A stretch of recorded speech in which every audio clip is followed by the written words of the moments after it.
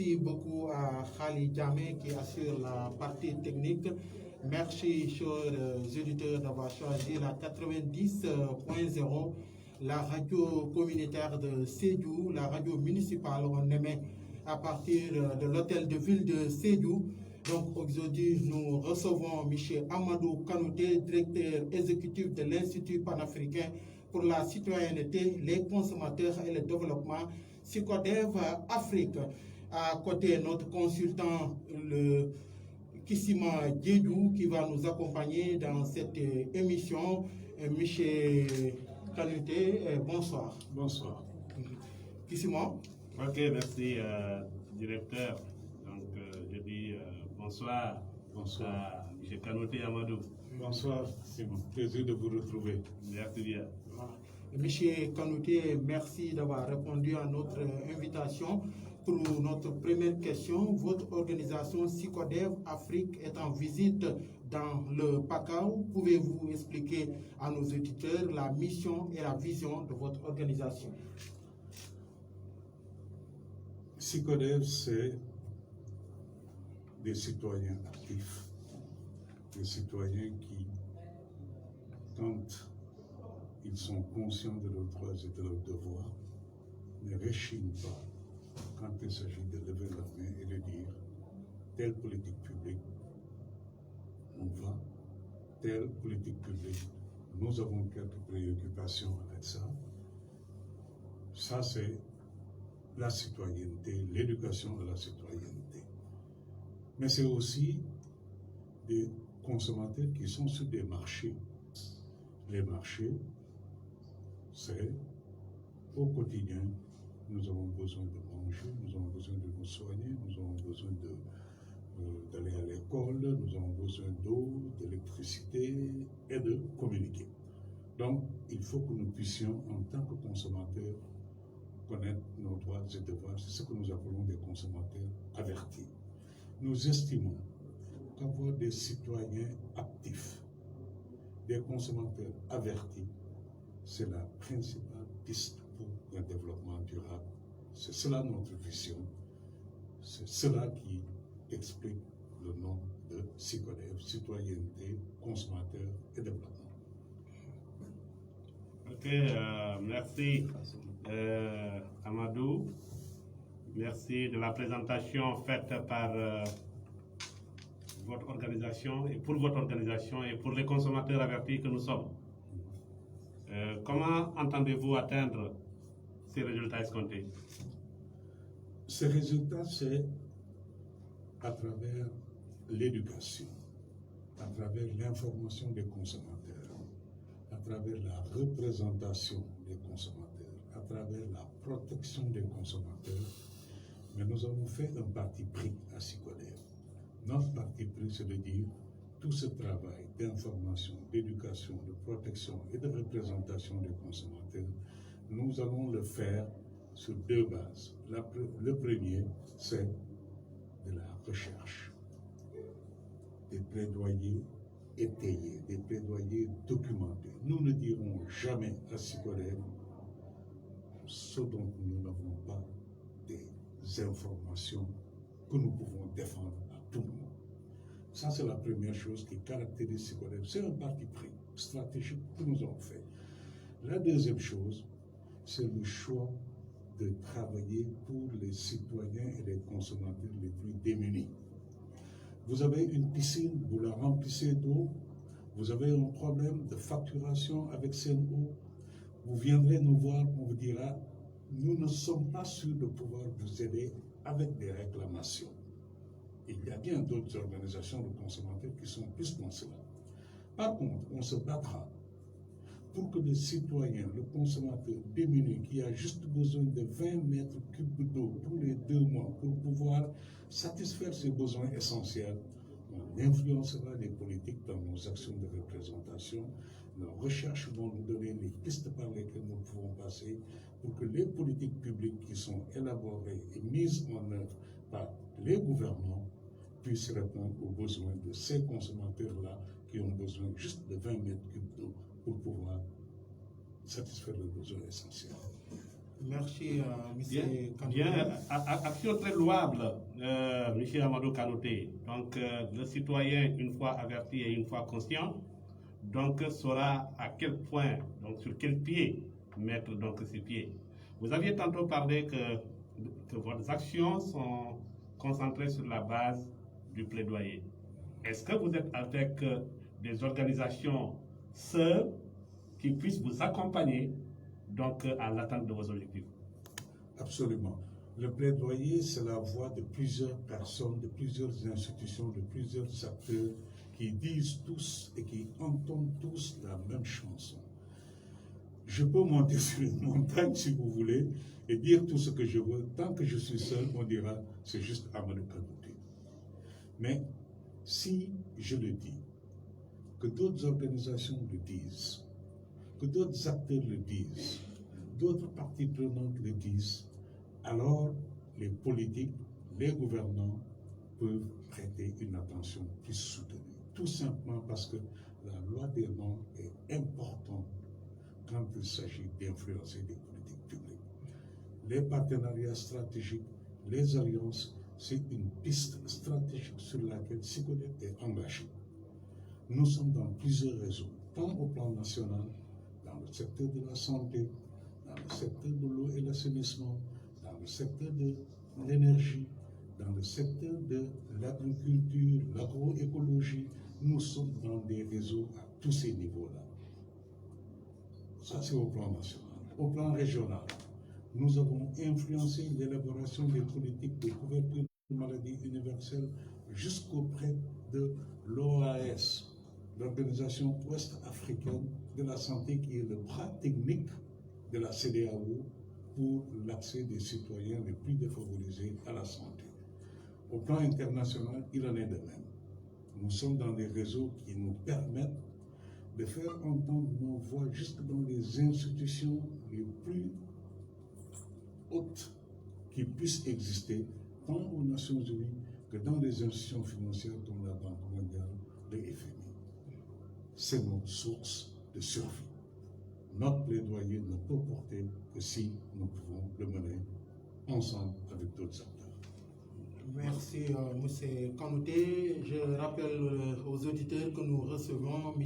Amadou Kanouté, directeur exécutif de l'Institut panafricain pour la citoyenneté des consommateurs et le développement, SYCODEP Afrique. Pouvez-vous revenir sur les objectifs de la visite de terrain entamée aujourd'hui dans la région de Sédhiou? Sédhiou, c'est notre 5e étape dans une tournée nationale que nous sommes en train de faire en ce moment. Nous avons engagé une stratégie de maillage national où il s'agit de recruter des points focaux qui représentent SYCODEP dans ses différents programmes au niveau local. Je vous ai dit tout à l'heure que l'ancrage communautaire est extrêmement important pour nous. Les politiques publiques se décident, mais elles s'appliquent à la base. Donc, si vous voulez vraiment influencer les politiques publiques, vérifier, faire le suivi de leur effectivité sur le terrain, ça n'est pas à partir de Dakar. Il vous faut avoir quelqu'un sur le terrain, des groupes locaux sur le terrain qui peuvent rendre compte de l'effectivité des politiques publiques. Et donc, nous avons lancé une politique de recrutement de points focaux. Aujourd'hui, nous avons recruté 16 points focaux qui couvrent les 14 régions du Sénégal. 16 parce que à Dakar, nous en avons recruté 2, Dakar banlieue et Dakar centre, et à Louga, nous avons recruté quelqu'un qui est basé à Kébémer, qui couvre les zones urbaines, et quelqu'un qui couvre les zones rurales. Donc ça fait que nous avons 16 points focaux à travers les 14 régions du Sénégal. Nous allons faire plus, aller vers les départements. Dans différents programmes, il faut qu'on puisse les décliner jusqu'au niveau le plus bas. Donc nous sommes à Sédhiou, après avoir fait Ziguinchor, Kolda, Kaffrine, Kaolack. Aujourd'hui, nous sommes à Sédhiou. Hier, on était à Thiès. La deuxième raison, c'est Vous recrutez un point focal, il est important que vous puissiez venir le mettre en contact avec les autorités locales, administratives, sanitaires ou qui travaillent dans les autres secteurs dans lesquels Sicodev est engagé. Ça, c'est notre deuxième objectif. Et demain matin, nous allons faire le tour de toutes les autorités avec notre point focal et ce dossier pour la présenter à toutes ces autorités-là et leur expliquer la mission de Sicodev, la vision de Sicodev et comment nous travaillons et notre souhait que notre point focal puisse être impliqué. La troisième raison, nous sommes engagés dans un programme pour l'accès universel à la santé. Et dans ce cadre, nous travaillons surtout sur la question du financement de la santé aujourd'hui. C'est la principale préoccupation. Comment financer l'accès à la santé? Et alors, nous travaillons avec l'Agence nationale de la CI. Nous travaillons avec le ministère du Développement communautaire. Nous travaillons avec les collectivités territoriales. Et le 12 décembre, c'est la journée de la couverture sanitaire universelle. Nous avons décidé de venir célébrer ça un jour en avant à Sédhiou pour dire l'accès à la santé, c'est d'abord auprès des communautés qu'il faut aller pousser cela. Et donc nous avons choisi de venir à Sédhiou pour présenter notre point focal, la conforter dans ses relations avec les autorités administratives locales et sanitaires, présenter nos programmes à toutes ces autorités-là et célébrer la journée mondiale de la couverture sanitaire universelle. Merci Kanoté, très ravi en vous écoutant, très bon orateur. Donc aujourd'hui, vous parlez du financement de la santé. Mais il y a des mécanismes, vous dites que vous allez faire la promotion des mécanismes pour le financement donc, de la santé. Mais en quoi consistent ces mécanismes? Quand on regarde les comptes nationaux de la santé, qui font le décompte de comment la santé a été menée durant les dernières années, 3, 4 ou 5 dernières années, ben, quand on regarde, on se rend compte que le financement de la santé aujourd'hui, c'est principalement 5 sources. C'est d'abord l'État. L'État contribue pour chaque acte de santé. Quand vous allez à l'hôpital, pour chaque 100 francs dépensés, il y a 24% que l'État paye pour vous. Il y a 14% que les partenaires techniques et financiers, l'aide publique au développement, payent pour vous. Il y a 5% que le secteur privé paye pour vous. Il y a 1% que les collectivités territoriales payent pour vous. Et il y a 52% qui est payé par vous-même en tant que ménage. Voilà les sources par lesquelles la santé est financée dans le pays. Mais alors, on se rend compte que 52%, c'est cher. 52%, c'est élevé pour nos ménages. Le Sénégal a lancé depuis 2013 une politique extrêmement puissante, très innovante de la couverture maladie universelle. Il s'agit de faire en sorte que chaque citoyen, où que vous soyez et quels que soient vos moyens, que vous puissiez accéder à la santé, sans risque de tomber dans la pauvreté. 52%, quand vous prenez un ménage au Sénégal, c'est presque 10 personnes. Et pour accéder à la santé, on a dit le dispositif que le Sénégal met en place, c'est les mutuelles de santé. L'État vous dit, si vous adhérez à une mutuelle de santé en payant 3 500, moi, État, je vous mets 3 500. 7 000 francs, vous avez votre carte qui vous permet de vous soigner toute l'année. 3 500 peut paraître modique, mais quand vous avez une famille de 10 personnes, où il n'y a que 4 personnes qui travaillent, c'est ces 4 personnes qui doivent prendre en charge les frais d'écolage, les frais de santé, l'accès à l'eau, à l'énergie, le déplacement, le transport, l'alimentation. Si en plus il doit prendre en charge la santé à hauteur de 52 francs sur chaque 100 francs dépensés pour aller à l'hôpital pour vous soigner, c'est beaucoup. Vous ne pouvez pas demander à ces 4 personnes de cotiser plus que cela. Et c'est en ce moment que nous avons dit qu'il nous faut imaginer des mécanismes par lesquels les citoyens peuvent payer les 3500. C'est alors que nous avons dit il faut qu'on aille vers les citoyens. Je vous parlais de recherche qui informe tout ce que nous faisons en termes de plaidoyer, de communication, d'éducation, d'information. Nous avons fait cette recherche et nous avons vu que il y a au moins, notre étude a identifié quelques 75 formes d'organisation, de groupes organisés, auprès de qui, quand on a été pour leur demander, mais comment vous faites pour vous soigner si vous tombez malade?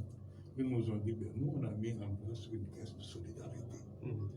D'autres ont dit, on a mis sur pied ce qu'on appelle l'ECATMI. D'autres ont dit, nous sommes des ASC, mais on s'est cotisé pour pouvoir, puisque nous jouons au football, nous avons des activités sportives, mais il peut arriver qu'on se blesse, il peut arriver qu'on se fracture une jambe, et il faut pouvoir nous soigner. Donc, on a dit, organisons-nous pour pouvoir, en tant qu'ASC, prendre en charge nos frais de santé. On a vu qu'il y avait les AVEC, les associations villageoises d'épargne et crédit. On a vu qu'il y avait les tontines. Mais toutes ces formes d'organisation ont pu mettre en place des mécanismes qui leur permettent, chaque fois que quelqu'un est malade, de pouvoir prendre une partie de cet argent-là qu'ils ont économisé, la cagnotte, pour pouvoir payer 3500 et adhérer au mutuel. C'est cela la voie. Vous ne pouvez pas continuer à demander individuellement à chacun d'entre nous de payer 3500 parce que nous sommes 4 à prendre en charge 6 autres personnes dans nos ménages. Alors, allons vers les groupes, disons-leur des millions de francs CFA. Et je vous parle de millions de francs CFA. Nous avons vu que la Fédération des AVEC de Saint-Louis traîne quelques 600 millions de francs CFA par année. Il a suffi qu'on aille les voir pour leur dire dans ces 600 millions, est-ce que vous pouvez prendre une partie et appeler ça la part de la santé, que ce sont les 3500, vous allez ensemble, en tant que groupe organisé, adhérer au mutuel de santé.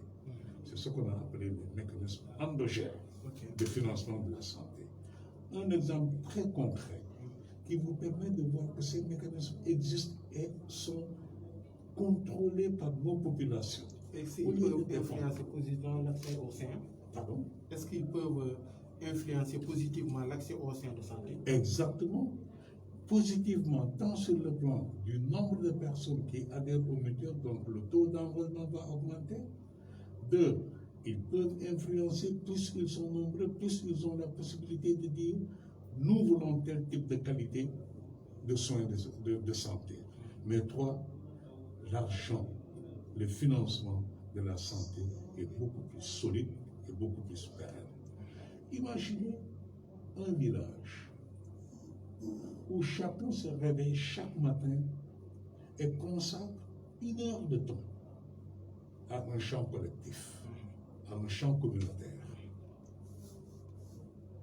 Tout l'argent qui sort de la vente des récoltes est utilisé à les enrôler dans les mutuelles de santé, 3500 francs.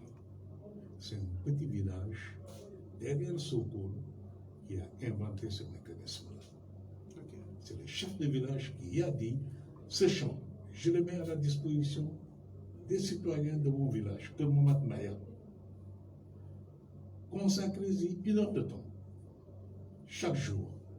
Le jour où ils m'ont invité à venir visiter leur mécanisme endogène de financement de la santé, c'est le jour où ils ont vendu les récoltes et devaient se partager cela. Quand ils ont partagé tout ce qui est sorti des ventes, chaque villageois avait 2100 francs sur 3500 francs que vous devez chercher. Donc ça veut dire que si vous organisez les gens, si vous permettez aux gens, aux communautés de s'organiser, ils peuvent trouver des moyens par lesquels ils peuvent générer les 3500, au lieu que ça ne repose sur 4 personnes dans un ménage, c'est 6, 7, 8 personnes. Quel impact que vous demandiez? Ben, l'impact, c'est qu'il y aura beaucoup moins de bourses de sécurité familiale. Parce que ces gens n'attendront plus d'être enrôlés dans les bourses de sécurité familiale pour se soigner. Le chef de village me dit, Monsieur Kanouté, chaque matin, quand je me lève et que je regarde le ciel, je n'en attends pas autre chose que de la pluie.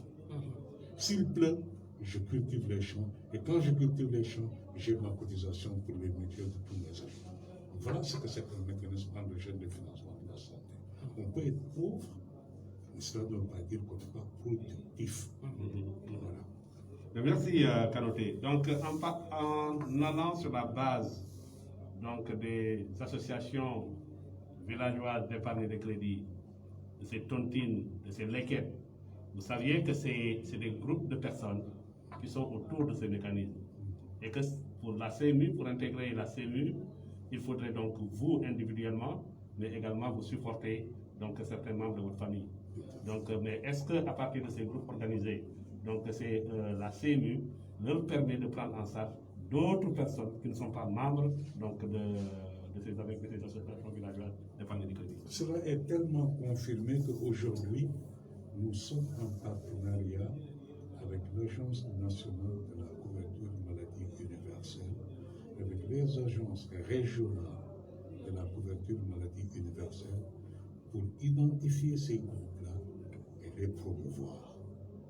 Aller discuter avec ces groupes, les sensibiliser, les informer, pour que les membres de ces groupes puissent aller vers ces groupes-là. En l'espace de 3 mois, nos points focaux, donc les SATO et les autres dans les 14 régions, ont pu faire enrôler 3000 personnes dans les mutuelles de santé dans ces différents pays, dans ces différentes localités. Aujourd'hui, nous sommes en partenariat avec l'agence régionale de la CMU de Dakar pour promouvoir ces mécanismes. On était il y a encore 2 semaines à Guédiawaye, dans un marché